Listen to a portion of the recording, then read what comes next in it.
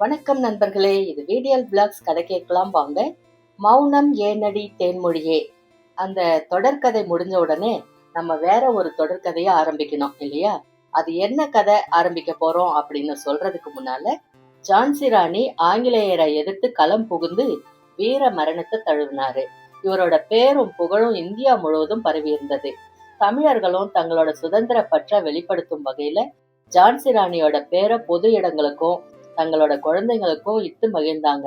இதுக்கு சான்றா மதுரையில ஒரு பூங்காவுக்கு ஜான்சி ராணி பூங்கா அப்படின்னு பேர் வச்சிருக்காங்க. அது மட்டும் இல்லாம இன்னைக்கும் பல குழந்தைகளுக்கு ஜான்சி ராணி அப்படின்னு பேர் வைக்கிறாங்க. எதுக்காக ஜான்சி ராணி அப்படின்னா, தன்னோட குழந்தையும் ஜான்சி ராணி மாதிரி வீரமாவும் தைரியத்தோடையும் வளரணும் அப்படின்றதுக்காக தான்.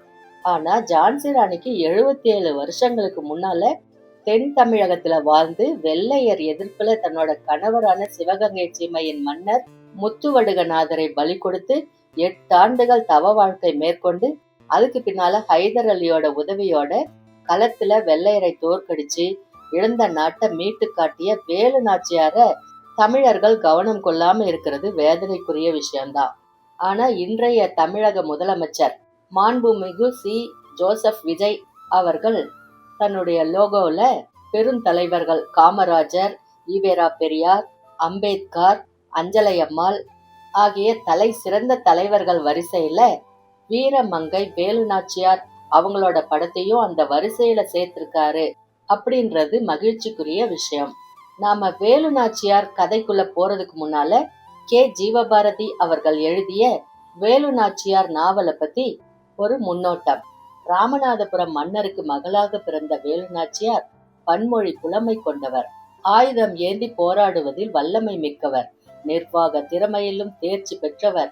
இந்திய விடுதலை போராட்ட வரலாற்றில் வெள்ளையரை எதிர்த்து ஆயுதம் ஏந்தி போராடி களபலியானவர் இந்தியாவிலேயே முதல் மன்னர் வேலு நாச்சியாரின் கணவர் முத்துவடுகநாதர் தான்.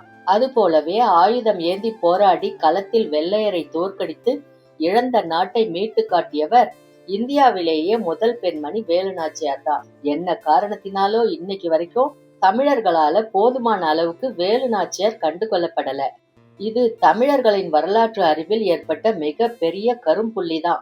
வேலு நாச்சியார் பற்றிய என்னோட தேடலின் போதுதான் கே. ஜீவபாரதி அப்படின்றவரோட நாவல் மூலமா தான் அந்த வீரத்தாயின் ஆளுமை எனக்கு புரிஞ்சது.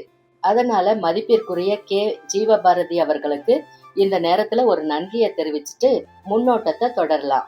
வேலு நாச்சியரை பத்தி அங்கங்கே துண்டு துண்டா செய்திகள் இருக்கே தவிர அவங்கள பத்தி ஒரு முழுமையான நாவல் இதுவரைக்கும் தமிழ்ல வெளிவரல அப்படின்றது வேதனைக்குரியதுதான். வெளிவந்த ஒரு சில நூல்களும் எழுதினவங்களோட உள்மன உணர்வுகளுக்கு ஏற்றபடி அமைந்திருக்கே தவிர வேலு நாச்சியாருக்கு பெருமை சேர்க்கிறதா இல்ல.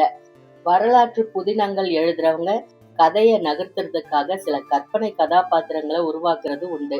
இல்லைன்னா கதையை நகர்த்துறதுலயும் கதையை வாசகர் நெஞ்சில பதிய வைக்கிறதுலயும் தொய்வு ஏற்படும். அதே போலதான் இந்த புதினத்திலும் கடைபிடிக்கப்பட்டிருக்கு. ஆனா மதிப்பிற்குரிய கே. ஜீவபாரதி அவர்கள் உண்மை வரலாற்றிலிருந்து தடம் மாறல அப்படின்றது உண்மை. வேலு நாச்சியாரின் வீர விளையாட்டோடு தொடங்கும் இந்த நூல் அவர் இழந்த நாட்டை மீட்டு மகாராணியா முடிசூட்டிக்கிறதோட முடியுது. அடுத்த பகுதி அவர் விரைவில் எழுதுவாரு அப்படின்னு எதிர்பார்க்கப்படுது. அப்படி அவர் 2ஆம் பாகம் எழுதினார்னா அதையும் நம்ம படிப்போம். இந்த கதை படிக்க படிக்க ரொம்பவே சுவாரஸ்யமா இருந்துச்சு. படிக்க ஆரம்பிச்சதுல இருந்து புக்கை கீழே வைக்கவே முடியல. முழுசா முடிச்சுட்டு தான் வேற வேலை பார்க்க முடிஞ்சது.